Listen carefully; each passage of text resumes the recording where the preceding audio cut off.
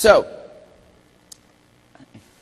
we're going to work on a little bit of a conceit here, and we're going to see, I'm going to try something that I've never done before, and really try and get us to play with some languages in very concise ways. So, to frame the way in which we are going to talk about transformation today, I'm going to play you. How many people in here, just out of curiosity, are fans of The West Wing? You have any West Wing fans? Awesome. So, you probably, if you're a fan of The West Wing, you actually probably remember this scene. It's the debate scene when he's running for re-election. And I want us to think about, because we hear so often, how do we actually get people to transform? How do we get people to really think about making it, making change and all the rest of it? And I am convinced it's about story, and I am convinced it's about telling a better story. So this is what I want us thinking about and the way we're going to talk about stuff today. Mr. Ritchie, many economists have stated that the tax cut, which is the centerpiece of your economic agenda, could actually harm the economy. Is now really the time to cut taxes? You bet it is. We need to cut taxes for one reason. The American people know how to spend their money better than the federal government does. President, your rebuttal.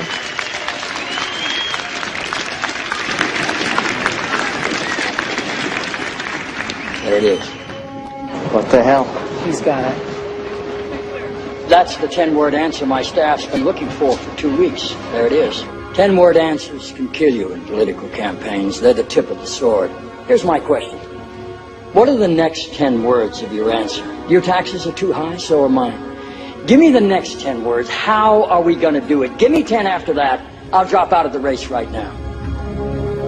Every once in a while, there's a day with...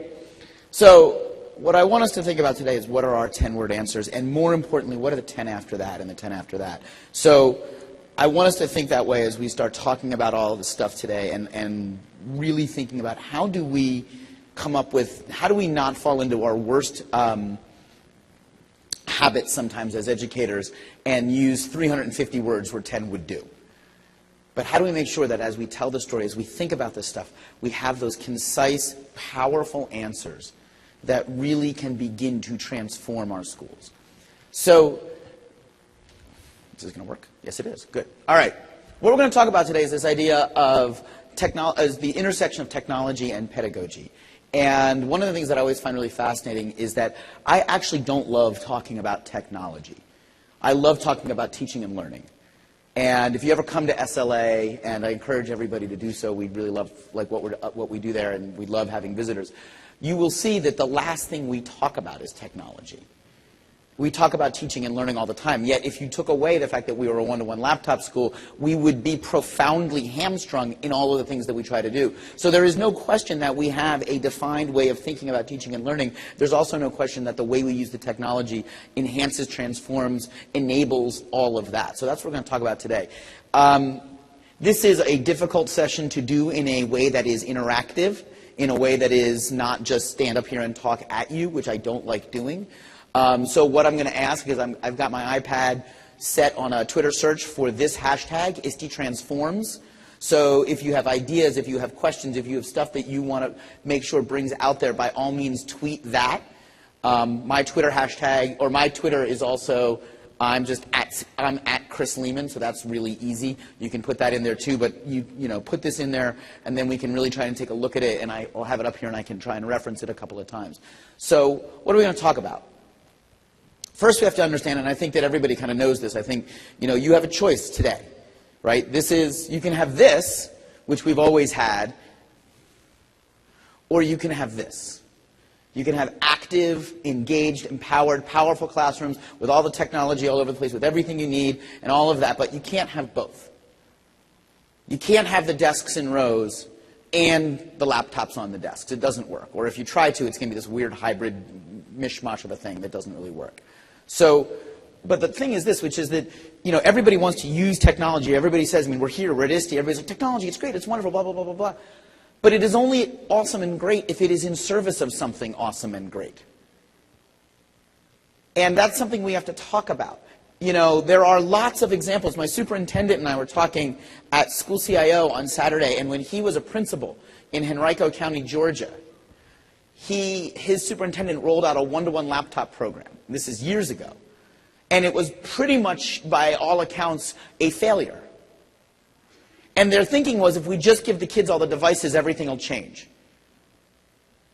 And the problem was they never stopped to ask themselves what they actually believe. What do they think will happen? What were their best hopes?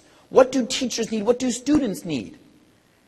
There was another example that got tons of press a couple of years ago and really hamstrung a lot of us who were trying to do one-to-one programs in our schools. There was a big failure in Liverpool, New York, where they gave all the kids laptops and all the rest of it, and they never actually said, we expect things will change this way. And a couple of teachers did some cool stuff. A lot of teachers basically had the kids word processing, and a lot of the teachers never allowed the laptops out in class. And nothing changed. And the problem was they never asked the first question, which was, what do you actually believe? We have to remember that every tool is a weapon if you hold it right. Technology will not necessarily be a positive force for change unless it is in service of something. So, this picture, anybody know who this is up here?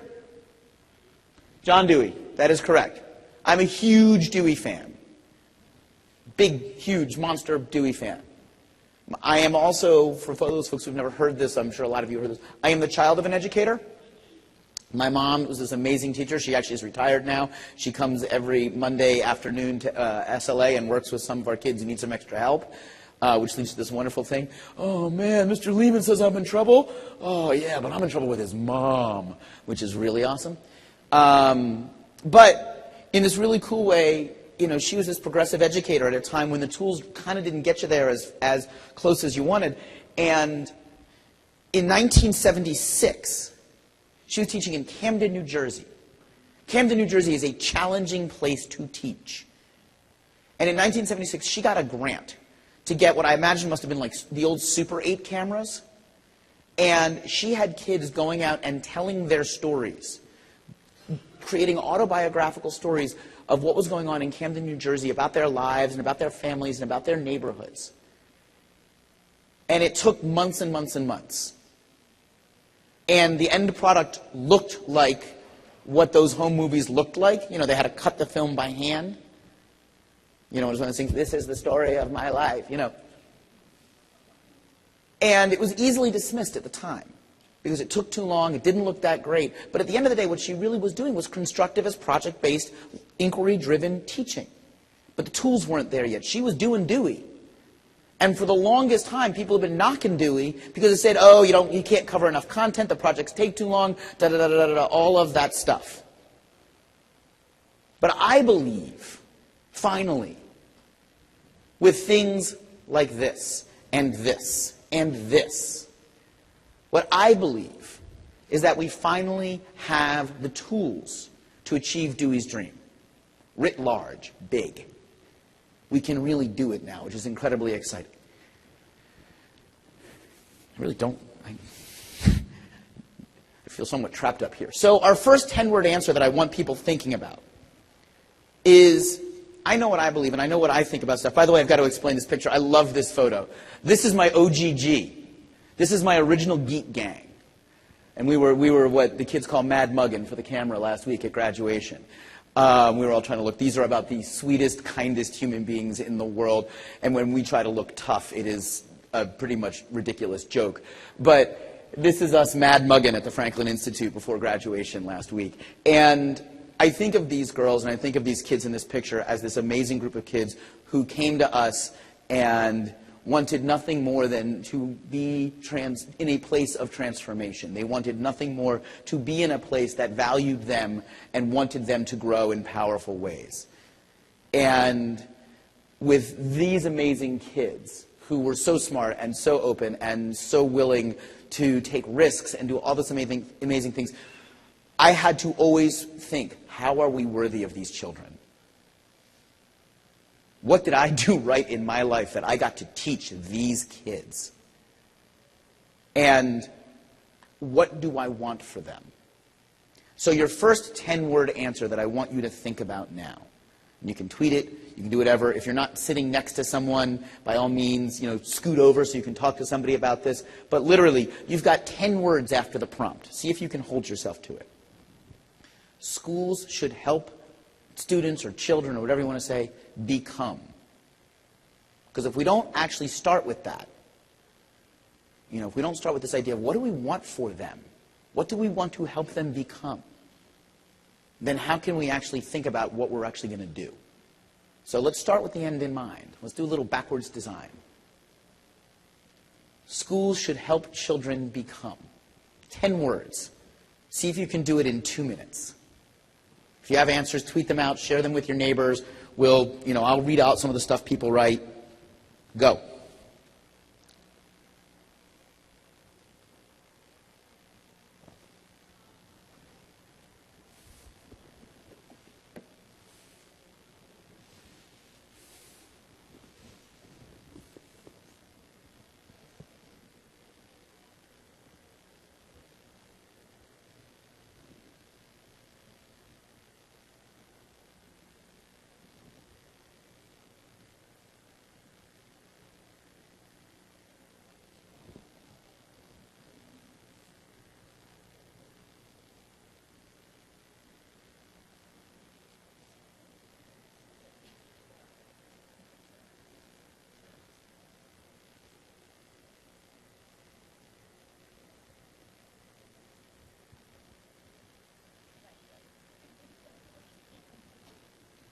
Yeah, you're allowed to talk, by the way. That's really okay. Yay, Kathy.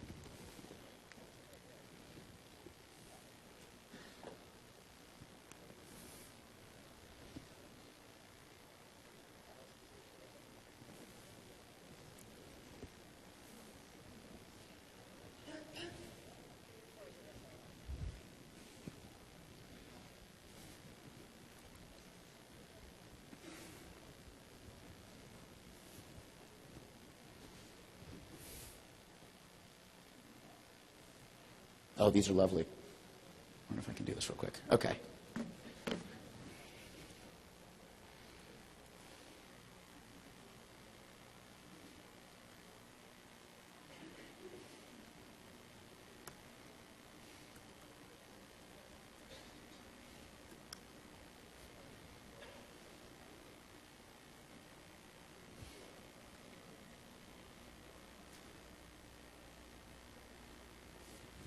All right, so these are gorgeous, right? These are awesome. So keep these, and by all the means, revise, right? This is not a final exam.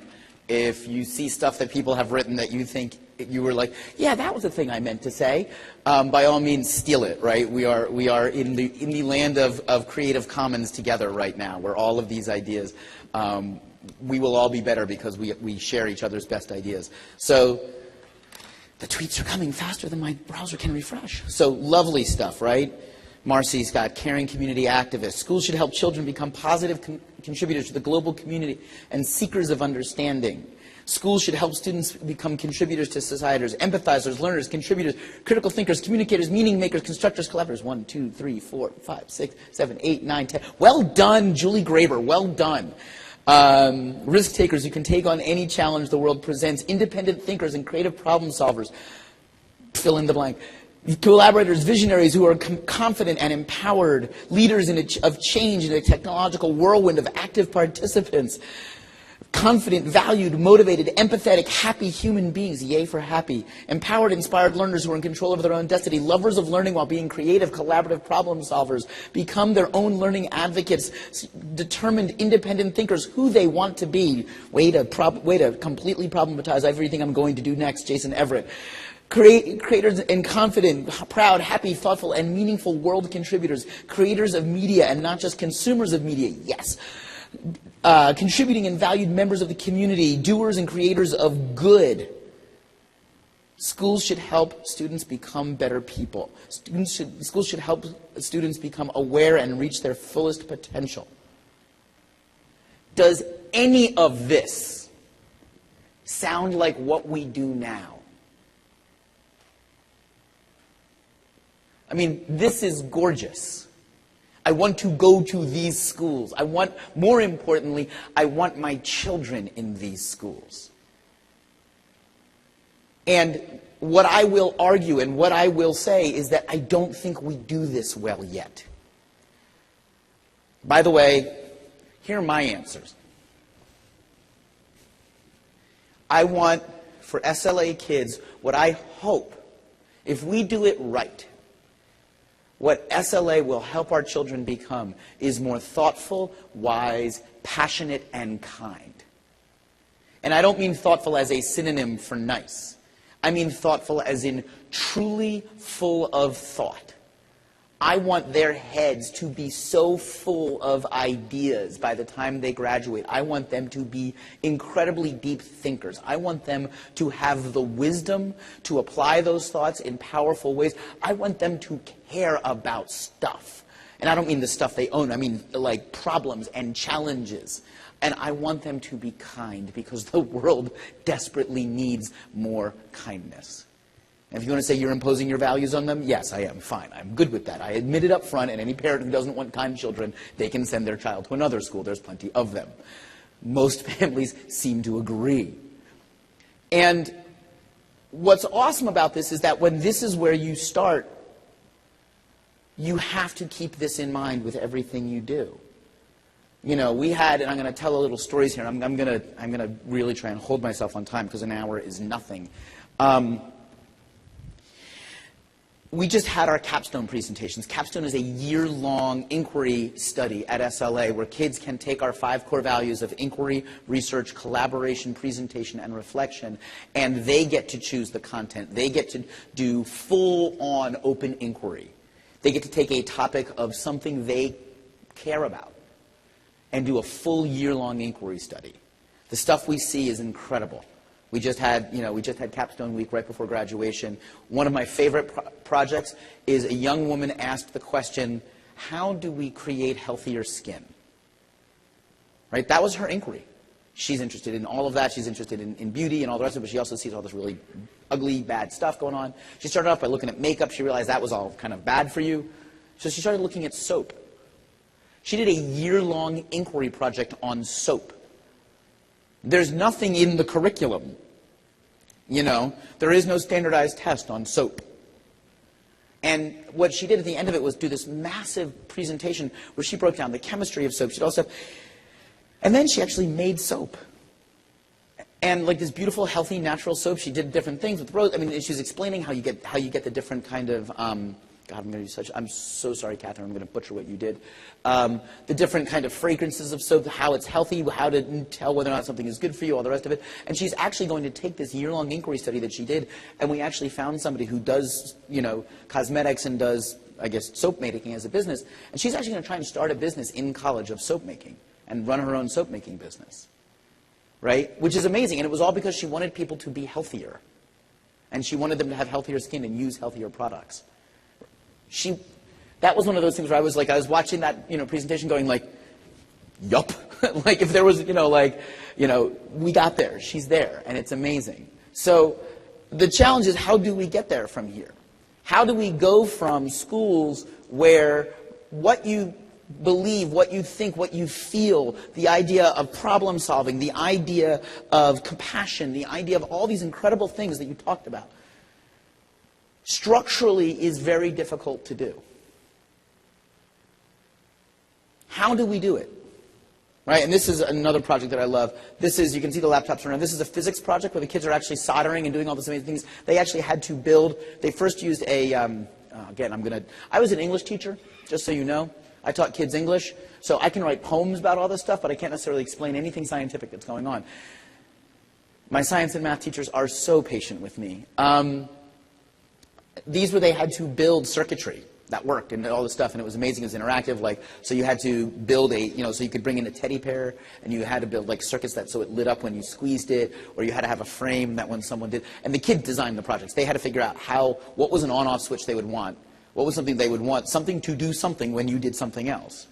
And they first had to do it simulations with doing circuit boards using an emulator on a computer. Then they actually had to do the soldering and do all this stuff. They're learning about physics and they're learning about all this, about electricity and all this amazing stuff.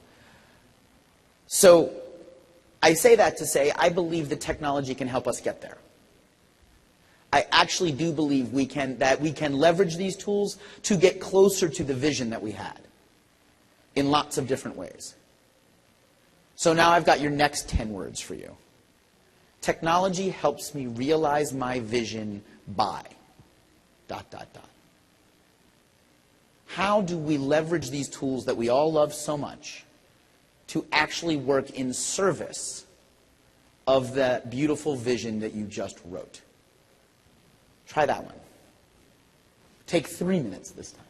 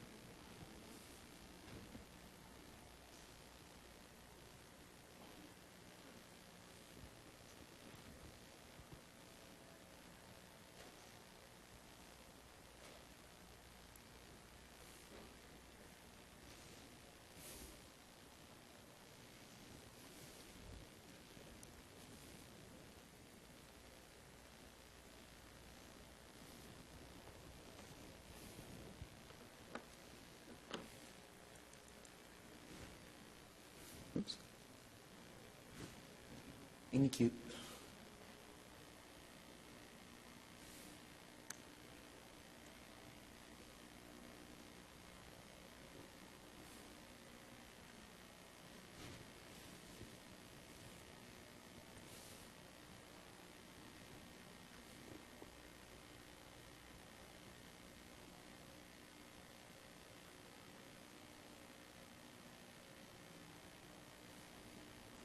Again, if you finish, by all means, turn to the person next to you before we start bringing it back to everything. Like, this isn't like, you know, we don't have to have sustained silent reading.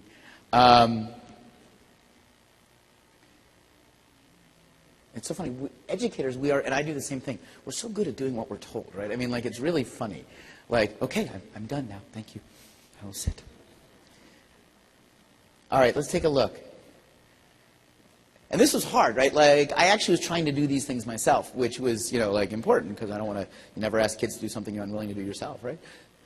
So, technology helps me realize my vision, allowing personalized learning connected to resources and change agents worldwide. The tweets are just rolling in. Connecting me to others so I can learn with them, enabling students to connect and share with others globally.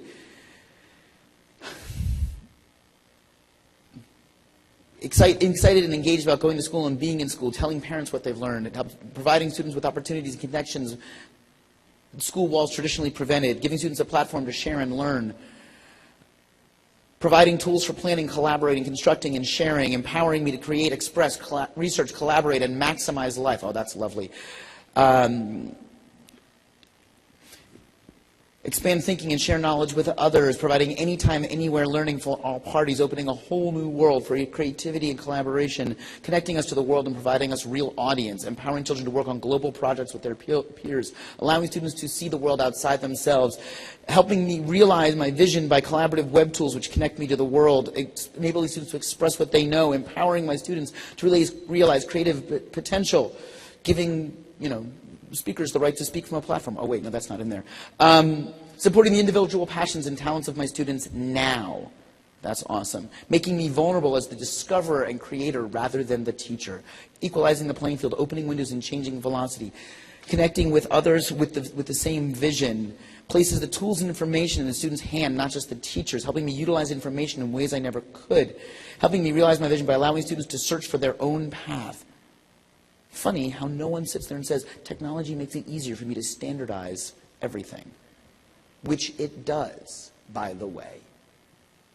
Right? I mean, let's be honest here. It does. And that's why this visioning process is so incredibly important. That's why this is powerful. Because we have to articulate our pedagogy, or the pedagogy of least resistance, will be what is used with these tools. So the cool thing is, and I'm really excited about this, is that this is a room that similarly, here was my answer, right? For me, it's about what does technology transform? It transforms creation, research, collaboration, presentation, and networking. And there's lots of other ones. I like a lot of your answers better. This is just one way to think about it. Here's something else technology transforms. Technology transforms us. Right? So I asked an interesting question, by the way. I had the first time I was doing a workshop the other day, and I made the comment, and I said, we didn't have Facebook when we were in high school. And for the first time ever, some younger teachers raised their hand and said, we did. So just out of curiosity, has anybody in the room been on Facebook since they were in high school? One. Awesome. He's like, yeah, me, thank you for shouting me out. I'm really happy about that. Really powerful pedagogical tool, Lehman. Well done. We have to understand that our role has changed powerfully.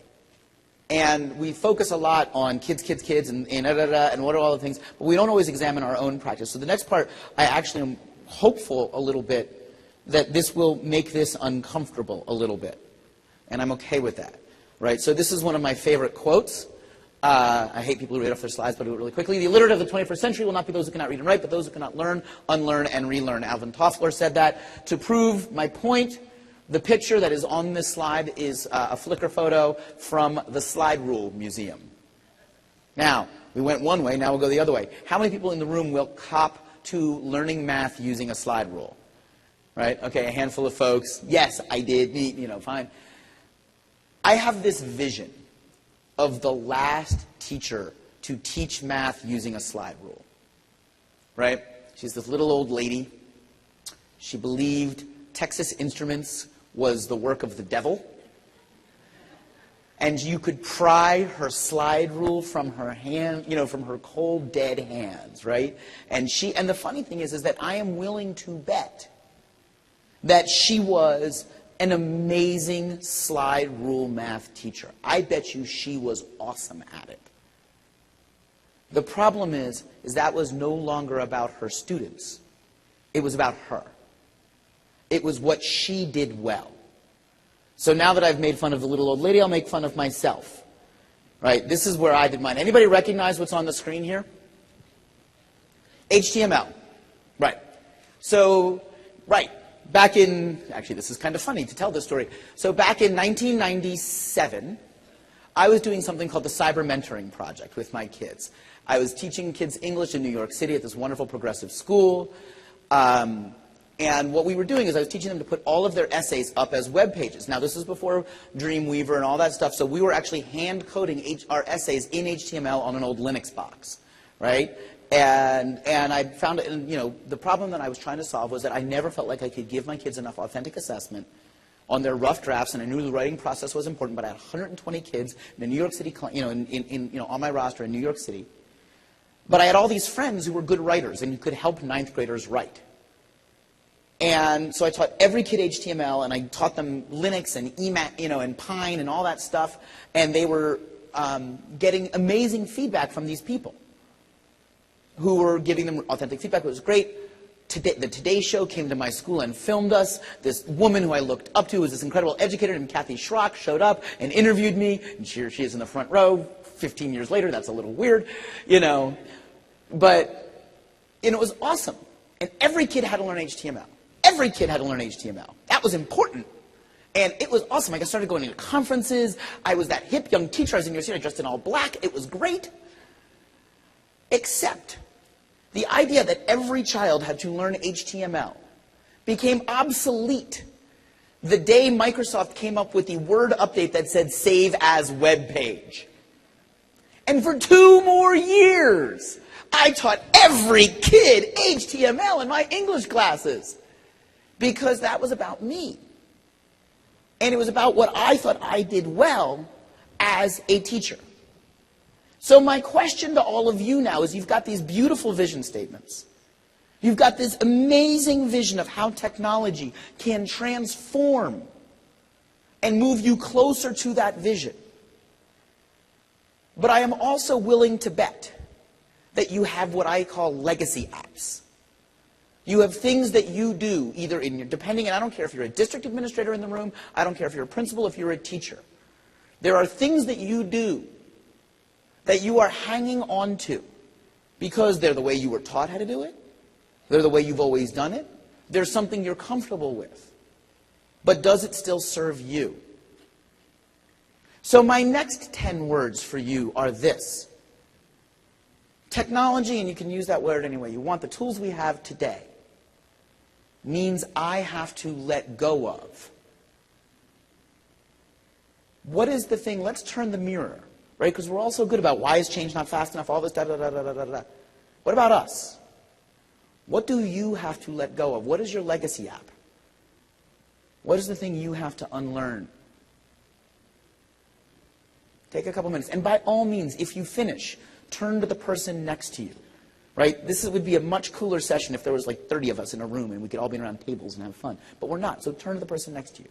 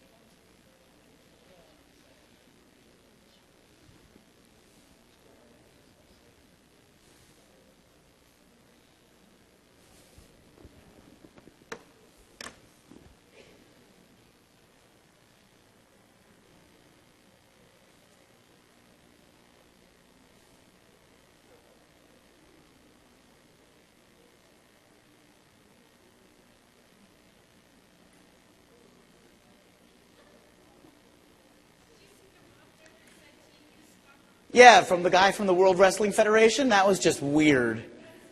I know, right? So, cool, I guess we're trending or something, and he's driving traffic. Because, you know, the guy we want, you know, focusing in on teaching and learning is the guy who's, you know, runs a business where people seem to beat the snot out of each other on a regular basis. I'm going to go ahead and not get into a Twitter flame war with that guy. I think it's probably a good call. Although, how much fun would that be? Right? A Twitter session just watching us pick on people from WWE wrestling. That'd be awesome.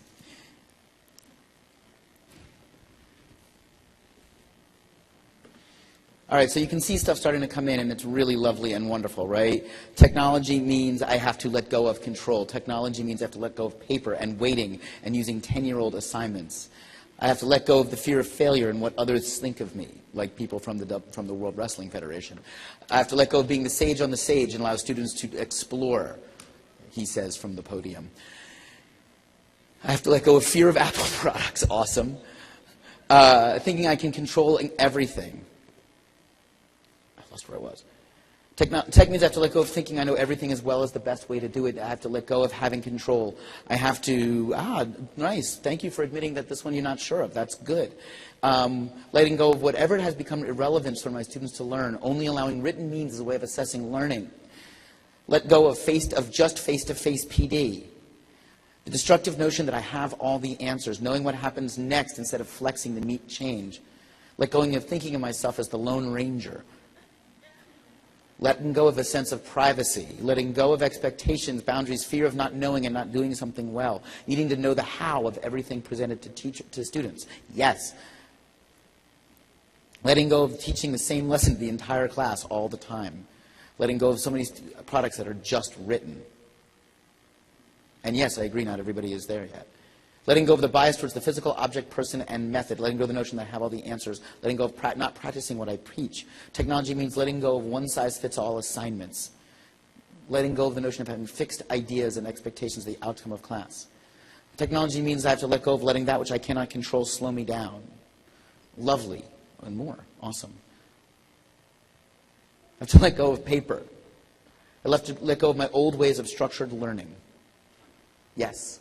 Some really amazing things, and a couple of stories I'm just going to tell from that. So lots of the projects that we do as SLA, it is about how will you demonstrate your learning, right? The capstones are the most amazing example of that. That's that senior year assessment.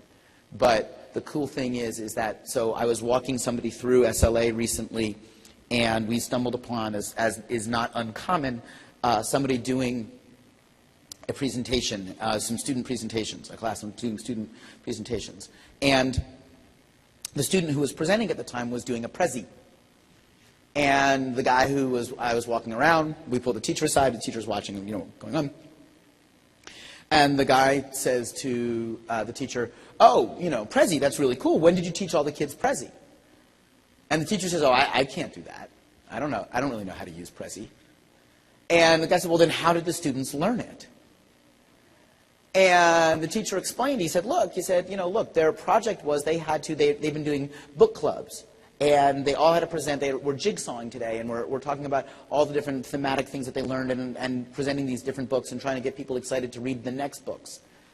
And I said, you had to present the book in a really powerful, interesting way, but I didn't tell him how. And he said, look, I gave him a bunch of examples. I showed him different presentation models so that way they could have something to jump off of, that way they could have something to spur their thinking. But he's like, we've had posters, we've had documentaries, we've had someone just wrote a paper, you know what I mean? Like, and he said, but the idea was the communication of the idea, not the format in which it was communicated. And that was a really powerful thing. And you could tell the visitor was like, that's different. And he struggled with it, but, you know, because he kind of came back to the teacher and he said, yeah, but how did they learn it? And, you know, it was this idea that, like, the kids had a vision in their head of a story they wanted to tell. And they found, and again, with guidance, it's not like we were like, go search the web for presentation tools, yay! You know, like, but here's some stuff to spur your thinking. Here's some ways. And they found different ways. And sometimes kids do come to us and say, hey, this wasn't one of the list of options. Can I still do this? And the answer is, you know, yes, absolutely. Please. You know, which is awesome. I'm curious what some of the other ones. Oh, that's lovely, Kurt. That is really wonderful, right? Tools that I love that my students don't. Yes. letting go of the need to know how to do something before opening it up to the students, letting go of control, low order thinking, power, low expectations, too much lecture, traditional assessments, and grading practices. Yes, and we're going to get into that. Thank you, Carl. And this is also really powerful, right? Letting go of being siloed. Collaboration is critical. Awesome. All right, moving on. Speaking of linear. So, here's the next thing that I want to take on, right? And this is to now, so I did that on sort of seeing what people would get to, but now I want to think systemically. And again, this is true no matter what level you're at, right? So if you're in the district, if you are a building level administrator, if you are a teacher, there are systems and structures at play in your job that you have some modicum of control over. Right? I threw some ideas up here. Seating, if you're in the classroom, your seating chart, your grading policies, grading and assessment. Oops. You know, if you're at the district level, you know, or at the building level, the curriculum, the way you run your administration, the way you set up class and class schedules, the way you deal with parents, the way you do professional development. All of those things are systems and structures that can be re-examined by the way we do technology, by the way we use technology. All of these are things that can be completely transformed through technology. I will give you the dumbest thing that, so I'm just curious, and actually this is one of those things that as I've been out talking about these ideas for a long time, I'm noticing this changes. How many people in this room, how many people are in a school where whatever the morning announcements are, whenever you do the sort of PA announcements to the kids, those same announcements are sent home via email to the families? How many people are in schools that do that? Why is that not 100% yet? I'm really serious about that. Like, this is like listserv technology. That's 1994. Major Domo has been around for a long time. Yes, I just outed myself as a total geek. I know that. But I mean, like, and again, so the next question, how many people in the room are parents? How many of you would like to know more about the day-to-day inner workings of what's happening in your school? How many of you would like daily emails from your school of whatever the announcements that were read over the loudspeaker are? Please, let's remember, and this is another pet peeve of mine. In the world of education, politics, and ed reform and all that ugly stuff that I'm not even going to talk about, there seems to be this ridiculous delineation between parents want this and teachers want this. Teachers are parents. So now, as parent activists, oh, now I'm also just curious, how many people actually send their children to school in the district in which they teach? Yeah, right? So now we can really get subversive. Demand it. Please. I ask you, this is simple, this is low-hanging fruit stuff. Get a daily listserv. I guarantee you, because we have it at our school, and my son's school has, my children's school has it, you'll delete 80% of them, okay? It's fine. Like that, I give you, it's okay. But you'll read it, you'll scan it, you'll scan it, you'll skim it. That's a simple, simple, simple way to change parent relations. It costs 30 seconds a day. It requires your secretary, it depends on even how you do the announcements, right? So we make all of, the way we do it at SLA is Jeremy is in charge of sending out, we actually don't even, we never read them over the PA. We do it in advisory. The teachers read them. He's in charge of the advisory memo, and everybody, anything that goes in the advisory memo, you have to email to Jeremy. So it's already electronic. And all he does is he sends one listed out to the teacher group, and he sends another, he sends it to 2 listservs. He sends it to the teacher group, and he sends it to the parent group. Done. It literally takes no more time. And it changes parent relations. Now, it does take more time in that parents actually then email people and say, hey, I see that basketball tryouts are out. Where can I download the physical form? Hey, I know I know that, this is going on, that's going on. So it does increase the amount of communication, which is a time thing, and you have to be sensitive to that. But that's a simple one. Here's an example of the way we have changed our language, right? Or here's the way that we have built these systems and structures. Everything we do at SLA is a unified whole. Everything we do makes sense. Everything that we do starts with our 5 core values, which you can see right there: inquiry, research, collaboration, presentation, reflection. All of our curriculum design is using understanding by design. Every project that you do, and we're a fully project-based school, is graded on a school-wide rubric, which is that little red piece right there in the middle. Every project is graded on these 5 categories. What is the design, the knowledge displayed, the application of the knowledge displayed, the presentation of the project, and the process you followed. 5 categories, 5 times 20 is 100, easily explained to parents. Beyond that, we then have grade-wide themes and essential questions that you can see there that allow us to always create through lines to create that lack of siloing that some people talked about on what the technology transforms. This is all talking about teaching and learning. And notice I haven't mentioned tech in a while. And what's wild, though, is that technology enables all of this in really, really powerful ways. Technology is in service of these ideas. By the way, if you're sitting there going like, what did he just say? He talks 7 million miles a minute. All of this is found on our website, scienceleadership.org.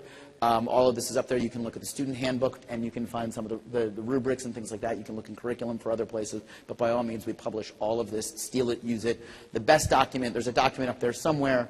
Is it on the admissions page? The Family Night Guide. Yeah. I think it's on the admissions page. Link to our admissions page is a 30-page document about the way we do all of this stuff. That's probably the most concise version of where it all can be found. So now I want you to think about this. Pick one you have control over. This is not the, oh, I wish my principal superintendent would. This is what is in your zone of control.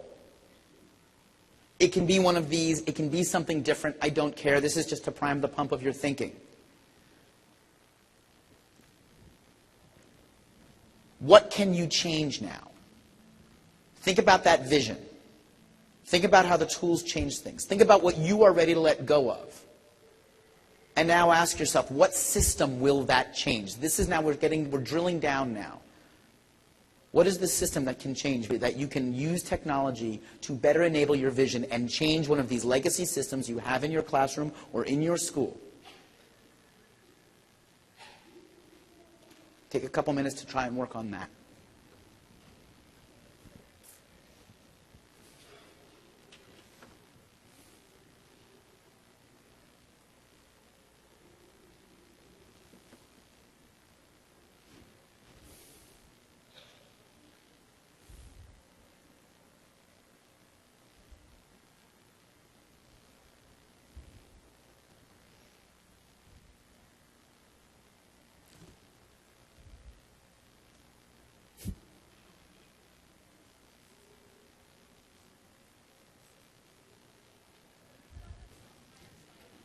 This one?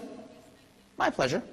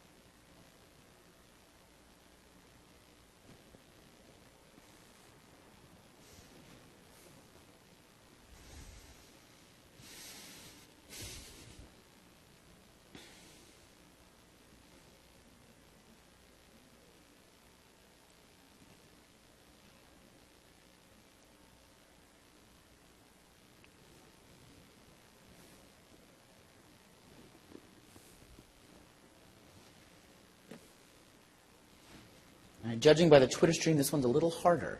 People they're not coming in as fast, which is interesting. That's kind of cool, actually. And I'm going to take a look and see what we've got. Oops, I didn't mean to do that.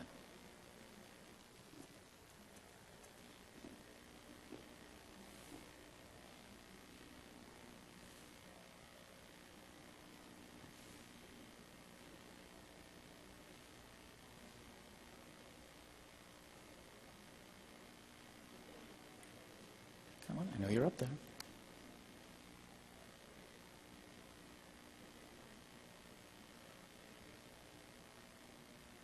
Awesome. So people are so again, awesome. Here we're starting to get some stuff. I like this top one. Turn traditional professional development into project-based learning. Practice what we preach. Assessment can now change to where it is for the student and not for the state test. The box students are in disappears, so student-teacher relationships improve. I want to talk about that one really quickly because it's one of these really fun, silly, awesome things. How many of you follow your students on Twitter? Okay. How many of your students follow you on Twitter? Or on Facebook, actually. Either one, Twitter or Facebook. How many of you watch sporting events at night with your students virtually? Yes, I do all of the time. Right, and with not just my students, with everyone. I greatly enjoy trash talking college basketball with John Becker, right? But this is this silly, stupid, wonderful thing you can do. And I use sports because it's my passion play, but you can do it with anything. We do all of these, and a lot of it is serendipitous, and every now and then we do it together on purpose. We do things like we set up Facebook chats, and if you're not comfortable with making it Facebook, our walled garden chats using Moodle or whatever, watching the State of the Union together as a school. Watching powerful events at night that are on as a school. And not because there's an assignment, but because we actually enjoy doing it together. And you can do it for an assignment. Every now and then, that's fine. I mean, and some of the American government teachers actually did make the kids watch the State of the Union together in a chat session as an assignment. That was. But the reason that was not some odious, horrible thing was because we also do watch sporting events, and we do comment on things, and we do actually interact with one another. So technology, and we do it with parents too, and we do it with, and so there are these amazing things that'll happen, like on my Facebook wall or on the school, or on the school's Facebook group where parents and teachers and students are interacting with one another. On my Facebook wall, then what happens is when I see SLA kids interacting with some of the folks that I'm friends with in this room. And all of a sudden that conversation is completely different. And my relationship with my students is totally different, which is neat. And then we can get really silly competitive.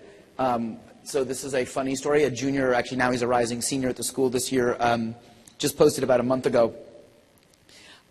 He put up a status on Facebook, and of course he included my name. He made sure that I was linked in it, so that way I saw it. And it said, "I swear, Lehman could put up a picture of a steaming pile of poo and it would get 300 likes. Not fair." Right? And so there's this great, we're having this big, and as Vine exploded this year, we were having these ridiculous, things of who had more followers on Vine. Thank you for those of you who follow me on Vine for making sure that I beat Olivia Smith. She's still really bitter about it. Well done. But look at all of this stuff, right? PD can now change. Job, that's a big one. Parent relations through daily class usage. Seating charts. Let's see what else is up here now.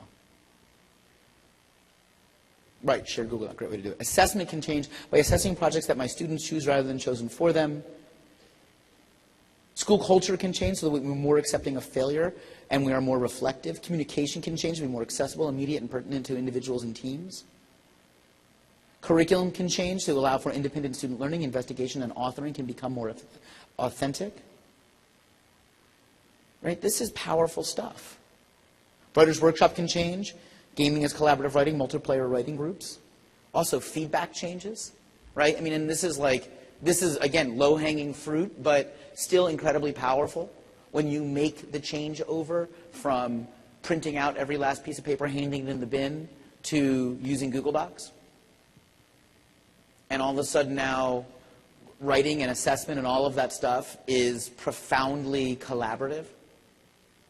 You know, and I think back a lot to the old cyber mentoring project that I did back in 1997, and how much easier that would have been using Google Docs, where if every time those kids just did something, they shared in their mentor. Capstone, that project we talked about.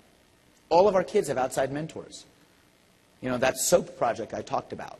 We didn't have a SOAP expert on campus for Catherine to work with, so we found her one. You know, or she found one. People can work with other people. One of my favorite stories of Capstone and how technology can change the notion of collaboration. So we had a young woman who graduated last year, Nuwan Dennis, who, I won't tell this whole story, but her capstone was that she was fascinated by, she wanted to find a way to marry American culture and her culture, which was Liberian culture, and manifest that in her passion, which was dressmaking and fashion. So she created her own company called LIB, Liberian Inspired Beauty. And she worked collaboratively with a fashion designer in New York City that we somehow found. And, you know, the thing that we said to the mentor was, will you always be on the other end of a Google Hangout or a Skype call or an email, so da-da-da-da-da. And yeah. And again, we don't have a dressmaker on staff. But she was able to collaborate with someone, and she was able to find teachers outside the traditional space, mentors outside the traditional space. Really powerful things can happen.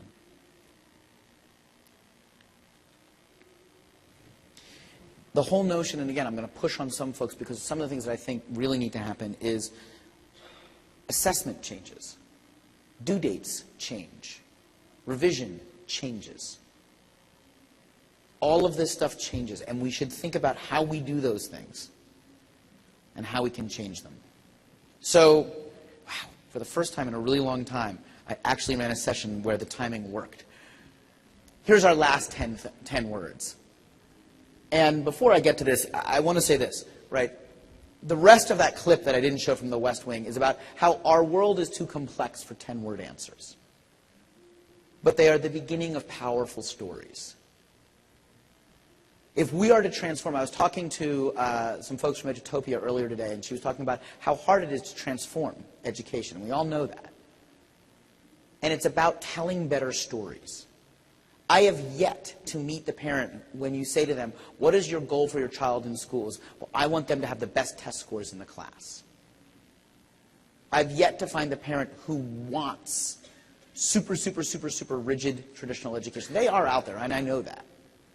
But the overwhelming majority of parents want something better. Most parents, and let me ask this question again for all of you who are parents.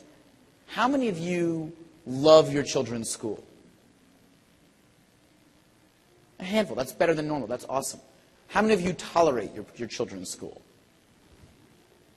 There's a lot of us out there that merely tolerate our children's schools. And part of that is because we need to tell a better story to parents. And if we do, they will walk this walk with us. They will demand it of us. If we tell better stories, if we have a better narrative, then parents will dare us to move forward. We started SLA 7 years ago. We had this crazy idea that school could be more powerful than it was. 7 years later, 1,000 kids interviewed for 125 seats in our freshman class. It was such demand that we're starting a second school in September. We have become the school, one of the #1 schools of choice in Philadelphia in 7 years, despite the fact that Philadelphia has some of the oldest, most prestigious magnet schools in the country. That shouldn't have happened, except for the fact that parents were so ready for a different story. These 10 words can be the start of the story we tell together. So my last 10 words for you, and please before you leave, take a minute to really put them up on Twitter, because I've really loved them. I'm going to save this hashtag and try and do something interesting with it.